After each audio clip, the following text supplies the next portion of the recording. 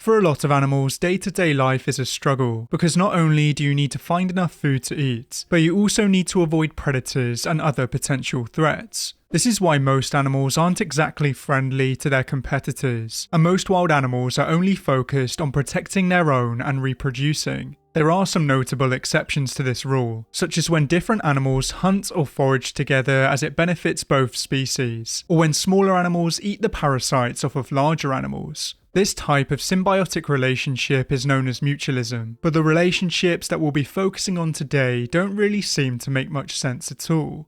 Because some animals have strong parental instincts and nurturing urges, every now and again a wild animal will adopt an animal of another species. Although these strange relationships are heartwarming, they usually end in tragedy, and in today's video we'll be going through some of the most famous examples. Without further ado, we can start off with our first story, and to find the animals involved we'll be heading over to India. The lions of India have featured frequently on the news and on this channel recently, as they're currently in a strange situation. At one point in time they were close to extinction and it looked like their time was up, but thanks to conservation efforts they have bounced back and their numbers are increasing. Of course, this is great news and it's a major conservation success story, but the Asiatic lions are now outgrowing their original homes, and they have started to look for food in cities and along beaches.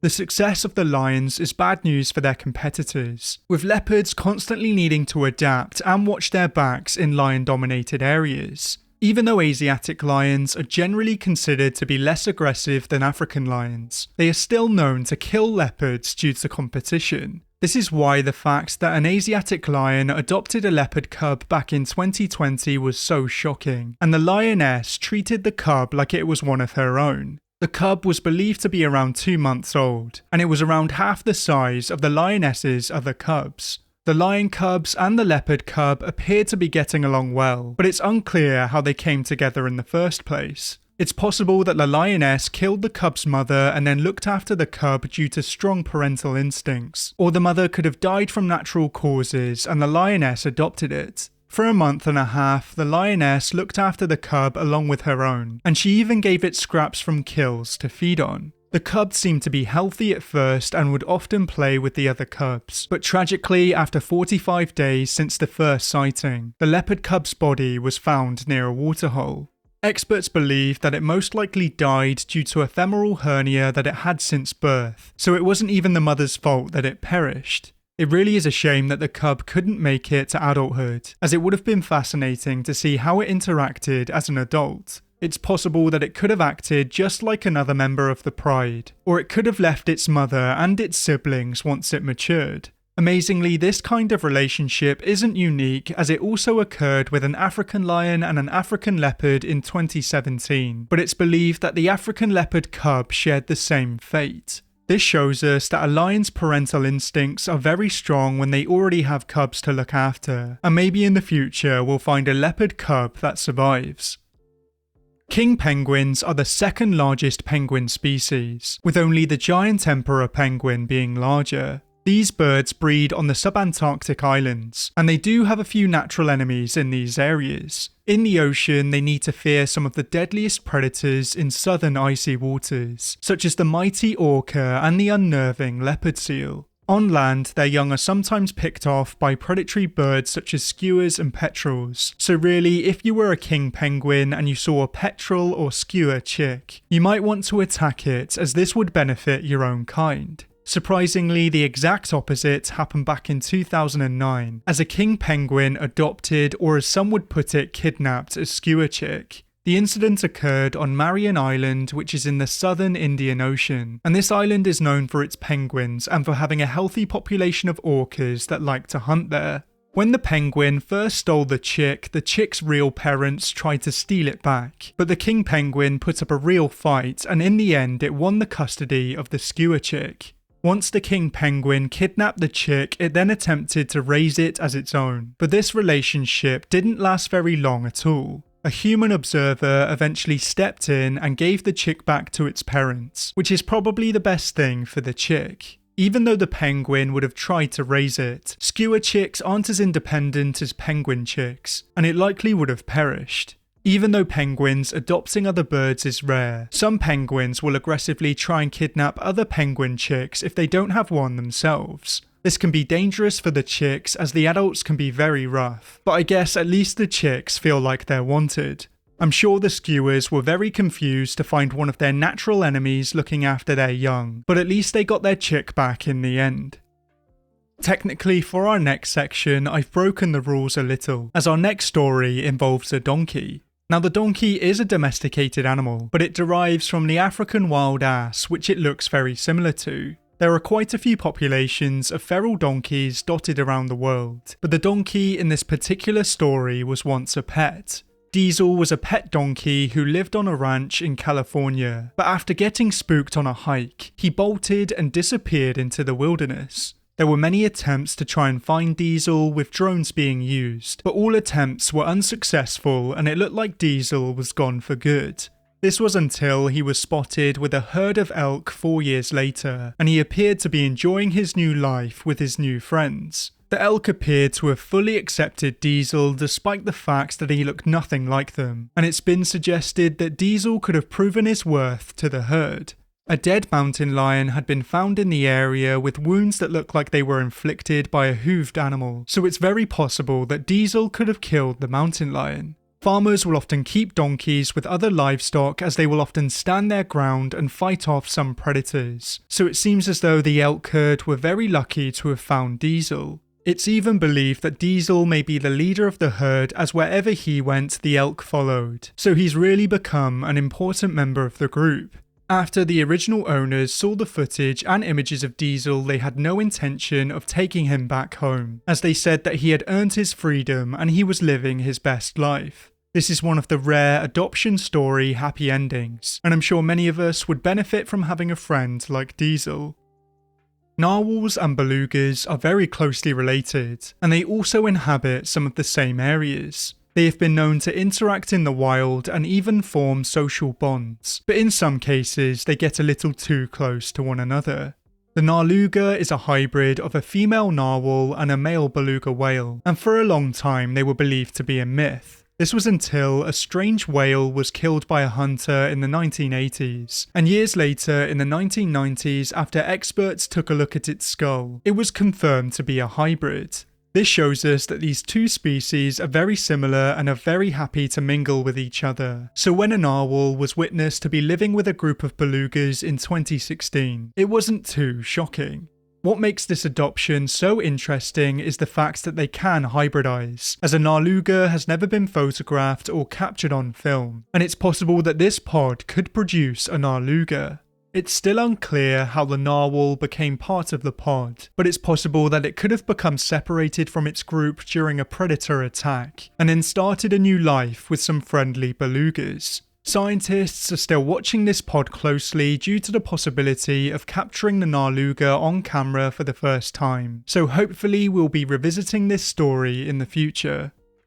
The common loon is a very strange water bird, as some of its adaptations make it a very vulnerable bird on land. Waterfowl are usually very clumsy on land, but the common loon can barely walk. This is because they have their feet positioned at the very rear of their bodies, which is great for swimming and diving, but it's awful for walking. This is why they spend most of their time on the water, mostly feeding on fish, crustaceans, and amphibians. Even though loons will sometimes coexist with other water birds, in the breeding season they are known for being extremely territorial and will often chase and attack other waterfowl. In most cases they will flap and peck at other birds to make them leave, but if they don't budge, some loons have been known to kill other birds. This is why it's so surprising that loons have been witnessed raising other birds a few times in the past 20 years, and the birds that they have been seen raising are usually their enemies. In 2016, a loon was spotted raising a golden-eyed chick, and in 2019, one was spotted raising an orphaned mallard chick. Both chicks were photographed sitting on their adopted parents' backs, and they even gained some abilities by copying their parents. The life of your average mallard is very different to that of a loon, but the mallard chick mimicked its parents by diving to the bottom of rivers. This shows us just how much of an impact parents can have on a chick, and it's even more impressive that some orphan chicks survive without guidance. It seems as though adoption is far more common in the bird world, with certain species relying on this as a reproductive strategy. The cuckoo is known as a brood parasite, which means that they trick other birds into raising their young. It'll lay its eggs in the nests of other birds, and when the chicks hatch, they'll push the other eggs out of the nest. The owners of the nest will then raise the chick as their own, and this becomes quite comical when the chick becomes many times the size of the parents. Over 100 host species have been recorded across Eurasia, and this shows us that if you can trick a bird into thinking another bird's chick is its own, then it'll raise that chick in the best way that it can.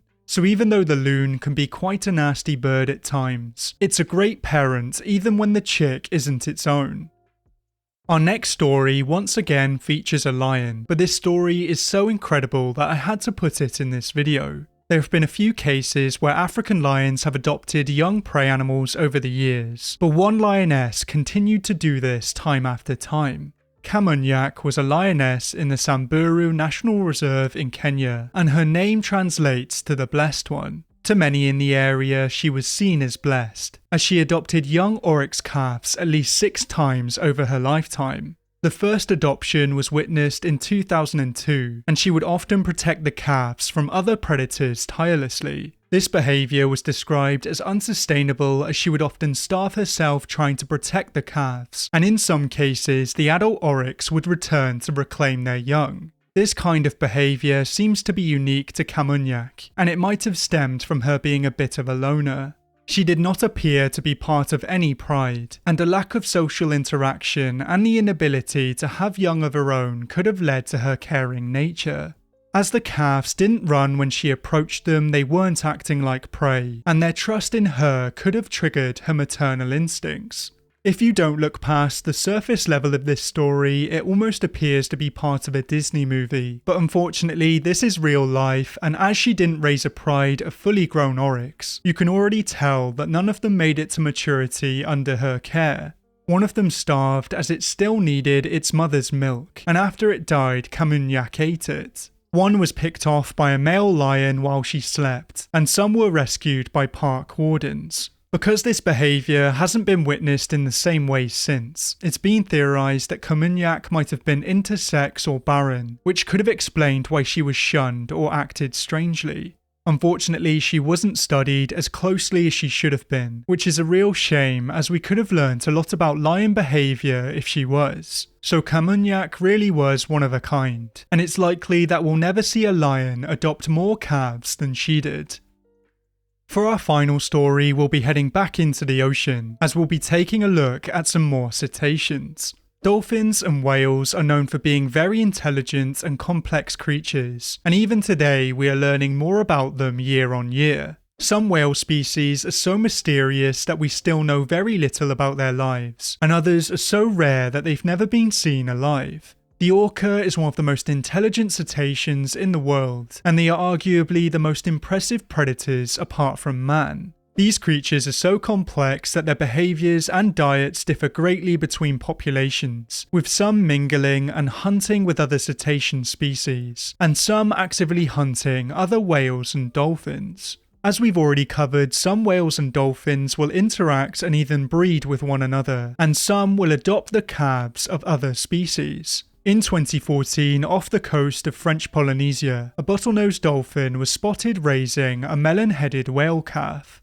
It's very rare for a bottlenose dolphin to accept a calf from another species, but after a while the calf was acting just like the other dolphins. I'm sure it helped that the young melon-headed whale looked very much like a young bottlenose dolphin, and the mother looked after it for nearly 3 years. After this time, it disappeared, and tragically in 2018 it was found stranded with deep wounds on its head. The unlucky whale was never seen after this, but it's likely that it succumbed to its injuries. As well as this tragic case, there have also been a few other odd examples, such as a pod of sperm whales that adopted a dolphin with a deformed spine. The dolphin was fully accepted into the group, and it would even socialise and forage with the pod. Of course, sperm whales and dolphins hunt in very different ways, and hunting must have been hard for this specific dolphin. This particular pod was spotted a few times before it disappeared, and it's unclear what happened to the dolphin. I really hope that just like Diesel, it thrived with its new family, as it was given a bad hand starting out in life, but he fought through and found refuge in a very unlikely place. Cetaceans seem to show compassion towards each other more frequently than other animal groups, with some seeming to guide others away from danger, and others actively stopping hunts to save their lives. Hopefully we can learn more about these beautiful creatures in the future, and maybe we can learn a thing or two from them. Of course, there are a few other stories that could have made it into this video, so if you think you know of any, then feel free to let me know down in the comments below. But for now, thank you for watching, and I'll see you next time.